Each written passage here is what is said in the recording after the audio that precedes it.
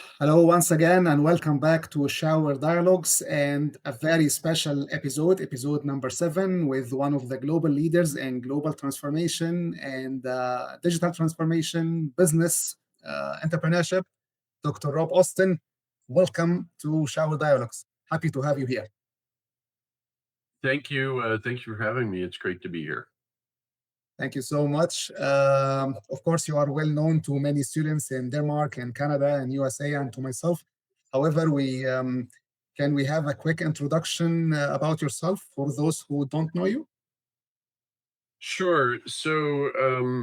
I'm a professor currently at Ivy Business School, which is in Ontario in Canada. I previously worked as a professor of innovation and digital transformation at Copenhagen Business School. And before that, I was a professor of technology and operations management at Harvard Business School. I've also worked in industry for the Ford Motor Company and for some software companies and so forth. And I do a lot of work with tech firms and serve on advisory boards and things like that. My research area is innovation, specifically digital innovation. And I teach courses in innovation and digital transformation. Thank you so much. Thank you for being our guest today. It's our pleasure. My pleasure as well. Thank you. Thank you. Yeah. Thank you so much. My first question will start from here. The digital innovation and the digital transformation. What does it really mean, the digital innovation, and what is the difference between digital transformation and innovation? Is there a missing part between the innovation and the transformation? Yeah, it's a good question. There's a lot of terms that are thrown around, right? Yeah. And when a term gets popular, then everybody tries to jump on the bandwagon with it. Mm, And so digital transformation has been a big one. Um, and I see digital innovation as being a little bit more narrow. When I think about digital innovation, I am thinking about ways that digital technology can enhance mhm, innovative capabilities in organizations. mm, Digital transformation is quite a bit broader, though. And I think digital transformation is what companies, especially established or incumbent firms, do in reaction to their concerns about being disrupted. mhm, And it does involve automation. The mhm, easiest way to think about digital transformation is not complete, in my view. It's that we're mm, just going to automate things so that we do the old things better and faster. That's an incomplete view in my opinion. I think a more complete view takes account of the fact that digitalization can also change business models. 100%. So Yeah. a company that chases digital transformation purely in terms of better and faster with the same, but while continuing the same business model and the same business operations, is not really doing a full digital transformation, in my view. To do a Mm, full digital transformation, you have to reconsider your business model. These days, you probably have to move in the direction of platform business models, the kinds of business models that the big tech firms like Google and mm. Facebook and Alibaba and Tencent are operating. Um, so I don't know. That's my brief take on it. Thank you so much for this answer, and that takes me to the next question, talking about the organizations and the leadership in digital innovation and digital transformation. What are the key leadership qualities required for such organizations to lead such such movement? I've read very interesting thing you wrote with the students about the neuroinclusion and the neurodiversity. Yeah, so that I would say that's certainly a big part of it. Is that a lot of my research, as you point out, in recent years, has been about neuro inclusion, Mm, meaning there are people who think differently, mm, and adding people who think differently to your organization can be very enhancing of your innovative capabilities. The particular focus in that research is on some of the activities of some of the most prominent companies in the world: Microsoft, EY, SAP, JP Morgan Chase. And they have all realized that they were missing out on talent because their interview processes screened out people who um, who were very talented but did Yeah. not interview well. Mm. Um, so that's part of it. But you asked a broader question, which is about leadership characteristics. Yeah. Um, that's a really broad question. Mhm. That's It's okay. really It's okay. We can split it and we can focus on one area about the real qualities nowadays required for such shift in the current, let's say, challenges around us. So yeah. yeah. So Oh, yeah, probably first an awareness mm, and a willingness to engage with the digital, the technical, the dramatic change. mm, I think everybody kind of sees, especially we've gone what 10 minutes or so without saying generative AI, but now let me say generative AI yeah. because Yes. that's changing everything too, Yes. right? And Yeah. so a willingness to provide uh, training and upskilling for employees for this time. Mm, And I would also say the best leaders in this era are going to be the ones that don't take the very simplistic view that these changes are mainly going to allow them to eliminate employees and reduce costs. I mhm. think the biggest benefits from digitalization are going to come when humans and digital entities are actually cooperating and working together and augmenting each other's work. Excuse me for this question. Maybe it will not be as clear as I wanted to say, but there are the entrepreneurships and the intrapreneurship, who are entrepreneurs inside the organization. So this Yeah. shift will help entrepreneurship to be more evident more than the entrepreneurship. No, I think that's right. I spend a lot of time with big companies Yeah, and they're all worried about what's going to happen to them because partly because of small companies, right? Which are entrepreneurs. yeah. Uh, I think it's a grand age of opportunity for entrepreneurs. The great advantage they have is, and I think it's partly embedded in not having very much to lose. Uh, they start with little, they have only up to go. That's the only direction that they can go. So, there's so many different ways, Mm, especially now that we have generative AI on the scene, mm, that entrepreneurs can do things that, um, frankly, give headaches to big established companies. mm, mhm. I work fairly often with companies that are 80 years old or 100 years old, and Yeah. their great advantage is they've been through a lot and survived it all. Mm. But they're in a completely new world now. Okay. Oh, thank you so much, Dr. Austin. And that takes me to the next question. I have seen one of your interviews, and you were talking about design entrepreneurship and how we are designing entrepreneurship for the coming generations to have softer, better, more beautiful world, and so on. Can you spot some light on that? Because what is the real meaning of designing entrepreneurship and how it will be better than what we have now? Yeah, so I personally I've spent a fair amount of my career studying creative industries. So design firms, consumer product firms that produce things that are more than purely functional. Hmm. Um, Also, video game companies, movie Hmm. companies, music companies, and so forth. And so I do have this feeling that, when we talk about innovation, sometimes, or when we talk about design, we sometimes forget about the aesthetic components. Of course. That it's very easy for people when they're thinking, say, having an economic development discussion to talk about creating software companies that do functional things. Hmm. Uh, it's nothing wrong with software companies that do functional things, but I think, one of the more exciting things that's happening currently is not only are we making things that are more functional, we're also making things that are more beautiful, more Hmm. elegant, more easy to use. Hmm. And so when I think about design entrepreneurship, I'm often thinking about ways of incorporating that into our more functional thinking. There is a business benefit of this, right? When you can, I would say the poster child for this is Apple, Hmm. that a lot people buy their products, and if you stack them up functionally against other companies' products, you can probably get more functionality for the same price from other companies.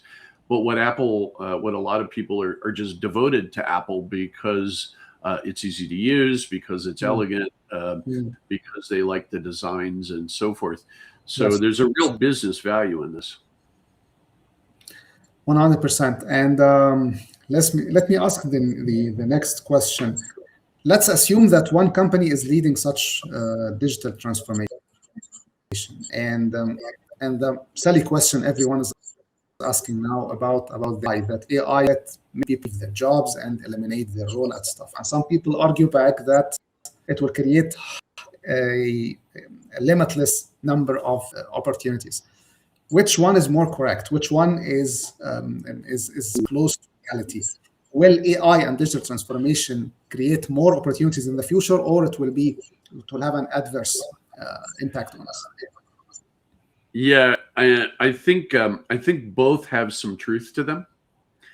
So it's a complicated question, but one of the things that I think, we're still early days with things like generative AI. We don't know everything about it or its effects, but I think we do know some things. And one thing that I think we know is that generative AI, if you look at what it's good at, what it isn't good at currently, it's not jobs, it's tasks, right? It's a subset of what we do in our jobs. Yeah. So, and that's pretty well established, I think, in research already. So, generative AI doesn't come to town and replace a person's whole job. It replaces parts of the job, or it makes those parts of the job easier, faster. Yeah. And now that does probably create extra time for an employee if the generative AI is doing things that they used to be doing. And that's where you get into the questions about, well, if we save 30% in every job by using generative AI to help them, does that mean we can reduce our workforce by 30%? And I think there are different interpretations on that. I would like to think, forever and ever, about every 10 years, there's oh my gosh, the robots are going to take all our jobs panic, right? And that's not new. But I think it is new that generative AI is a new kind of thing. It clearly affects a different kind of worker, much more of a knowledge worker, where previous waves of automation have mostly affected physical workers, blue-collar workers, if you like. But so I would like to think, I just was teaching an executive program about digital transformation and AI just the first 3 days of this week. And we were talking about a case with a big bank. And one of the quotes in the case was from an executive at the bank. This executive said, "Let AI eat your job. We have plenty of other jobs for you to do."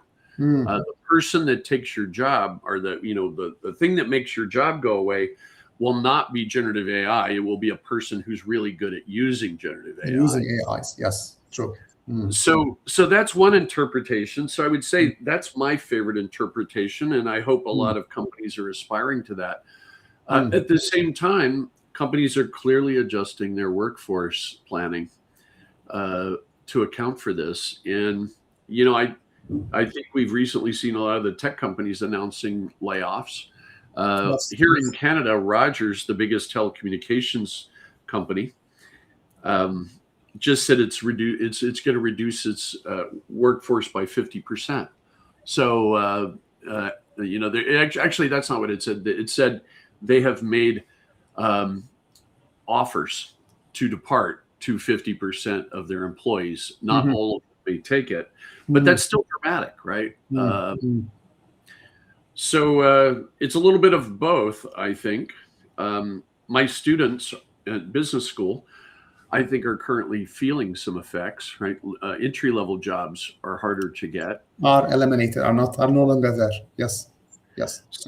So yeah, I think there's both effects. And it's hard to see, one of the things we discussed in the course that I just finished, it was an executive course, is it's possible even if there are going to be a lot of new jobs created, that there could be a gap because this Mm, is happening so fast, right? mm, Where in between generative AI arriving with in a storm and young people needing to get new jobs, there could be a gap that's quite painful before we find our way to all those new yeah, jobs. yeah, yeah, So that's true.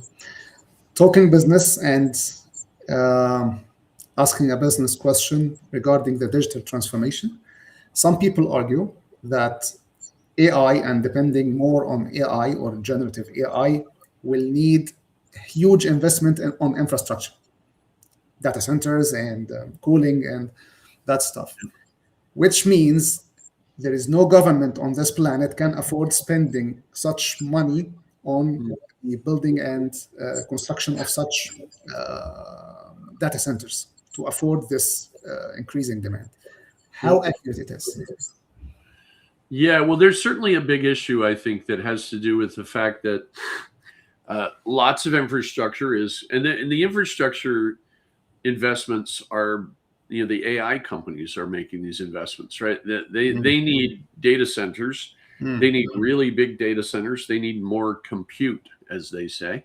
mm, Those data centers need a lot of power. mm. They also need a lot of water because 100%. they're frequently Yes. For water cooling. cooled, right? Yes. Yeah. So, and that does all bring up, societal, regulatory, government kinds of issues. And one of the things that I think is happening a lot of places now is people are saying no to the development of data centers. Yes. Uh, Yes. and communities are rising up and rebelling and so forth. So so that's no doubt a real factor. Mm, Um, and I think I don't know, the estimates I've read suggest that um, if you look at the total amount of power that's being consumed in the world, there will be a significant uptick as a result of this. And that 100%. energy will have to come from somewhere, and Mm. it will have impacts on pricing of energy and so forth. So, um, Especially with the current developments in the world now. exactly, and Mm. that's right. The other things are making fuel more expensive right now, Yes. energy Yes. more Yes. expensive. So, Yes. Yes. so, um, so yeah, that's definitely going to happen. And there's also, as you well know, there's lots of companies, startups working on fission, or sorry, Mm. fusion power. Mm. And if we see a lot of success with that very quickly, we could see, that could dramatically reduce energy prices if we end up with very efficient, fusion. I know my understanding is that it doesn't need very much in the way of inputs, and it makes water as an output or something, right? So Yeah. Yeah. so that Yeah. would be much better, but it hasn't been technically feasible yet. Um, Thank you, Dr. Austin. And that takes me to the other question, and it's really burning question for me. Some people argue that digital transformation is one of the main, let's say, pillars of sustainability. Pillars is not the good word. And on the other hand, in order to make this digital transformation happen, we have to build and construct huge or to invest hugely on infrastructure and data centers and that stuff, which will require a lot of environmental, let's say, consciousness. mhm. Which one is closer to reality? Are we solving one problem by creating another problem? No, it's a really good question, and I don't know that anyone knows the absolute answer to that, Mm, but it is true. What I would say is, and you're right. If you hear Sam Altman or yeah. some of the other heads of the generative AI Mm, companies, mm, they do promise that once we achieve these capabilities, those capabilities is things like AGI, artificial general intelligence, and so forth. That some of the biggest beneficiaries of that level of machine intelligence will be sustainability causes, right? That so there's it's been speculated that um, a generative AI system of some future generation that we don't have yet might be able to do science or see paths to Climate change. solve climate change, Mm, right? mm, I have to admit, to me, mm, I don't disbelieve that, but it does sound quite speculative. mm, mm, And it does sound a whole lot more speculative than what I know it's going to take to build data centers and power data centers and provide water to data centers.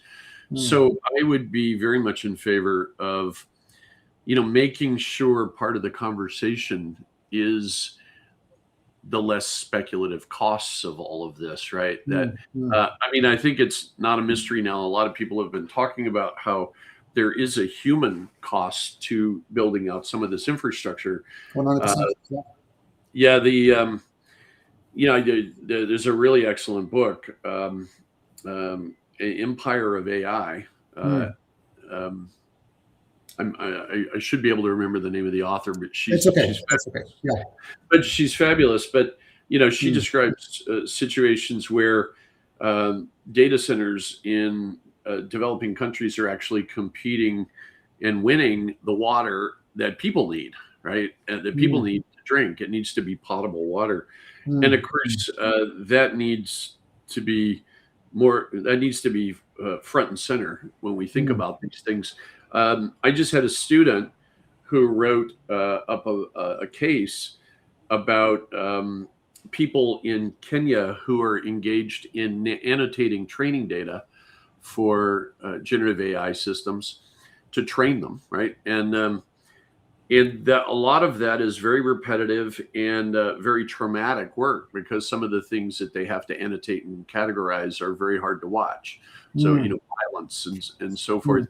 So there is definitely a human toll that's required to get to those, nirvana, artificial general intelligence, the mm. the miraculous future of sustainable a sustainable planet that the AI will supposedly bring us. Uh, so Okay. I don't think we should just ignore those while we are promised Mm. some miracle solution in the future. Yes. Yes. True. When I had a discussion 2 weeks back with one of the professors of Switzerland, and she was highly interested in the philosophy of colors and the energy flow. And she told me something very interesting about the gender equality and about how digital transformation and the evolution of technology indirectly pushed, let's say, the train of women empowerment. It enabled more women to have more roles. How do you see the future of this movement under the evolution and the fast and rapid evolution of AI and digital innovation and that stuff?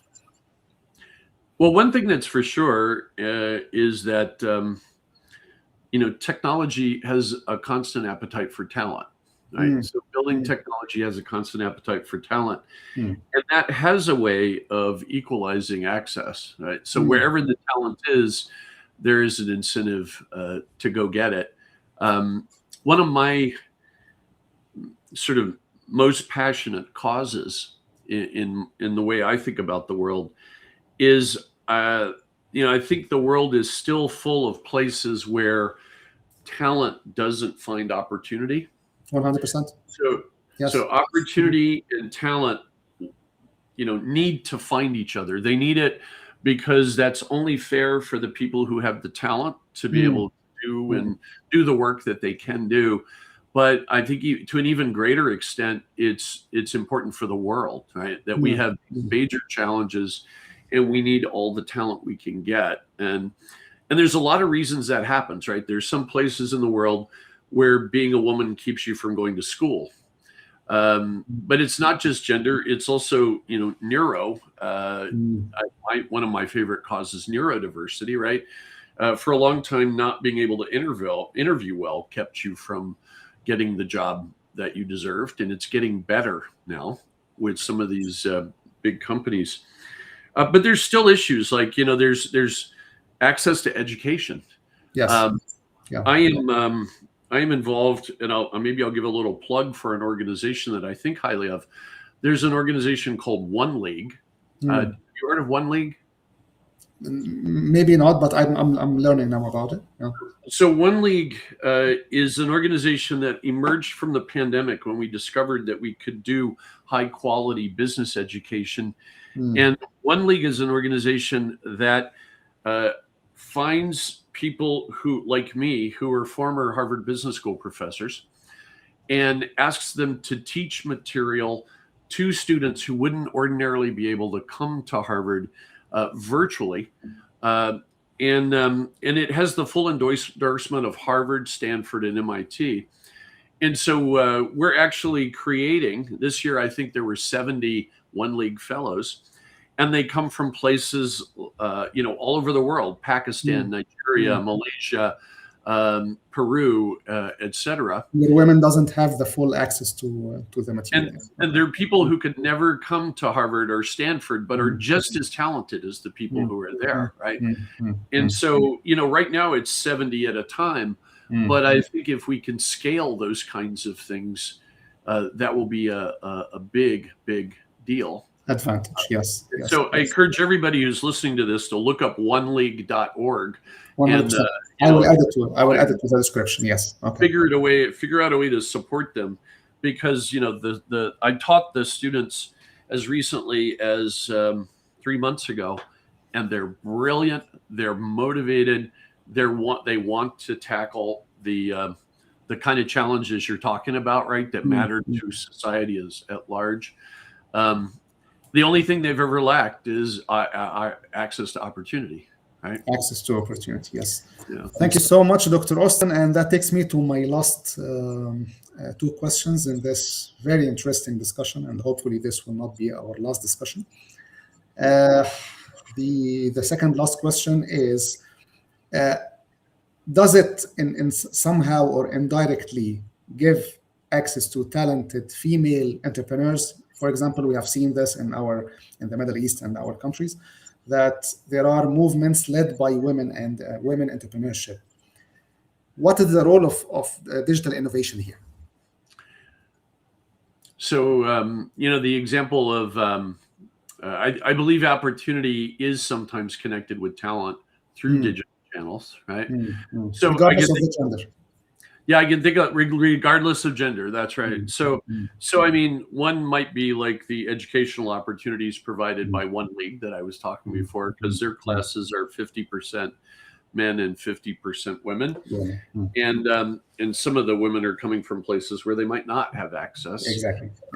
Otherwise, but I mean, even the fact that you can go to Coursera or another of the MOOC providers, edX. And you can access really good learning materials,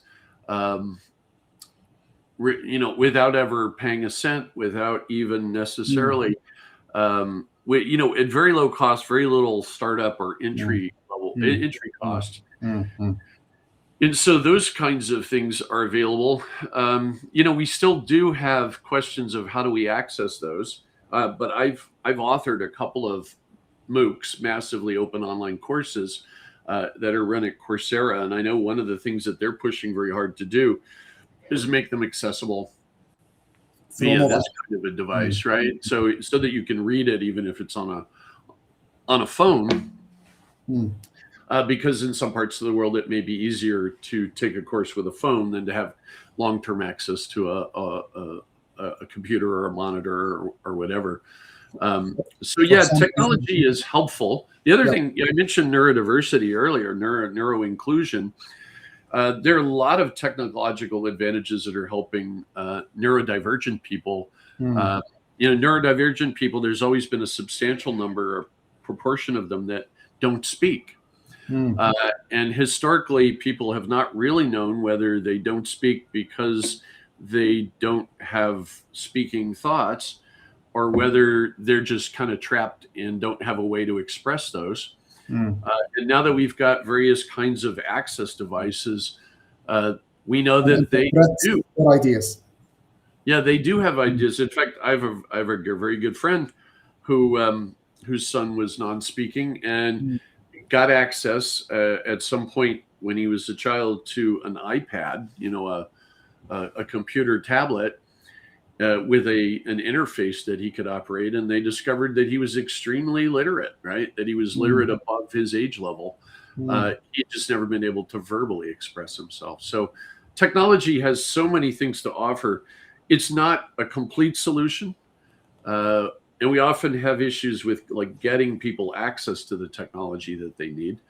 But I think overall, I'm encouraged by the progress, but not for a minute do I think it's enough. Yes, fair enough. My last question, and thank you so much for being with us today. And this question is common among all my guests. How do you see the coming 5 and 10 years in digital in terms of digital transformation, digital innovation, entrepreneurship, business, so on? Yeah. You ask hard questions, but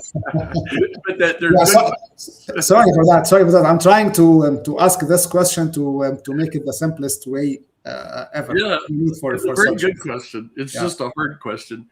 Yeah. I've forgotten who it was that said we often overestimate long-term change, how quickly it's going to happen, but we also underestimate things that are happening in the shorter term. And so.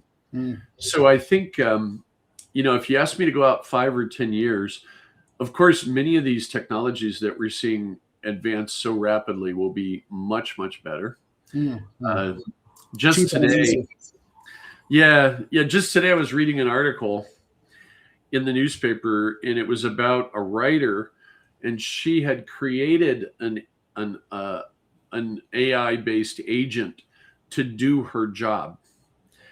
And, to just as an experiment to see if it could do everything she did as a freelance writer. And, what she discovered is it can do some things that are really quite good. So she said it could do a really good job of coming up with interview questions. But it was, for example, a terrible interviewer because it couldn't stand silence in the conversation. It would jump in and it was too complimentary. We all know this with, if you played around with Chat GPT, it's always telling you how brilliant you are, right? Yes. And but I think those kinds of things, are going to get better, right? And it is going to get better. There are some things that are inherent in the way that large language models are built that make certain things more difficult for it. So, for example, we did an experiment where he asked a large language model to try to imitate the writing style of one of the great short story writers, Raymond Carver. And what we discovered is it had a lot of trouble holding onto his distinctive voice. It kept kind of gravitating towards a more neutral voice, right? More like other voices. And if you think about it, one of the ways Ethan Mollick, who's at Wharton, has described large language models is that they're super fast, super smart, autocorrect, right? That they're trying to figure out what's the next token, what's the next line of code, what's the next word in the sentence. And in doing that, they're drawing on this huge corpus of training data in a very nuanced way. But they are trying to, quote, get it right? They're always looking for kind of a high probability answer response. And that does have a tendency to push the responses towards the mean, right? Towards the average. So I am convinced, at least for now, that there may be there's a role for humans in the long term in being able to be distinctive. And to, if you put an AI with a human, the human's contribution may be to push it not to be generic and to reach new kind of distinctive places. Now, that said, a future generative AI system might be able to train itself on Raymond Carver's limited corpus of short stories in a way that makes it much better at holding his voice. But there's a difference between being able to imitate a distinctive voice and being able to invent one and stay consistent with it. 100%. Yes, agreed. So that if there's a place where I kind of see a crack opening, And I don't know, maybe a scientist that's, really deep into large language models will tell me, yeah, that's not going to happen either, right? We're going to fix that. But I sort of think there are some cracks where human beings are going to be able to continue to be incredibly relevant. 100%. Dr. Austin, it has been my pleasure to have you with us today. Fantastic conversation, very, very useful, and hopefully this will not be our last talk. Thank you so much for being our guest today. Thank you for having me, and I hope it's not our last talk either. I've enjoyed it a lot. Sure. Thank you so much, Doctor. Thank you. Thank you.